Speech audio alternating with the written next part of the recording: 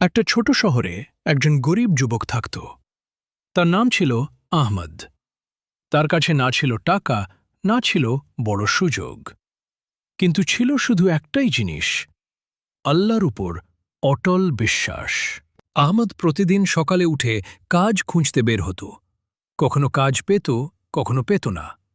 অনেকেই তাকে বলতো, তুই এত কষ্ট করে কি করবি, ভাগ্যই তো খারাপ। কিন্তু আহমদ কখনো অভিযোগ করত না। সে শুধু বলতো, আল্লাহ আমার জন্য কিছু ভালোই রাখছেন।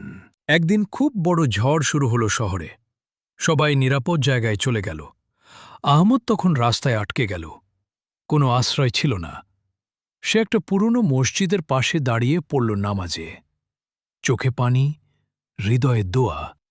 সে বলল, হে আল্লাহ, আমি বুঝি না তুমি আমাকে কেন কষ্ট দিচ্ছ, কিন্তু আমি তোমার উপর ভরসা রাখি। পরদিন সকালে আশ্চর্য ঘটনা ঘটল। মসজিদের পাশে এক ধনী ব্যবসায়ী এসে থামল। সে দেখল আহমদ মানুষের সাহায্য করছে, নামাজ পড়ছে, ধৈর্য ধরছে। ব্যবসায়ী তাকে জিজ্ঞেস করল, তুমি কি সবসময় এমন ধৈর্য ধরো? আহমদ বলল, হ্যাঁ, কারণ আমি জানি আল্লাহ কখনো তার বান্দাকে ভুলে যান না। ব্যবসায়ী খুবই মুগ্ধ হল। সে আহমদকে নিজের কোম্পানিতে কাজ দিল।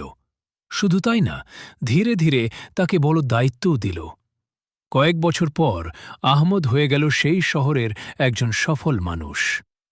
আহমদ তখন সবাইকে বলতো, আমি ধনী হয়েছি আমার বুদ্ধিতে না, আমি ধনী হয়েছি আমার ধৈর্য আর আল্লাহর উপর ভরসায়। তাই কখনো হতাশ হবেন না। আল্লাহর পরিকল্পনা সব সময় আপনার চিন্তার চেয়ে অনেক ভালো। সাবস্ক্রাইব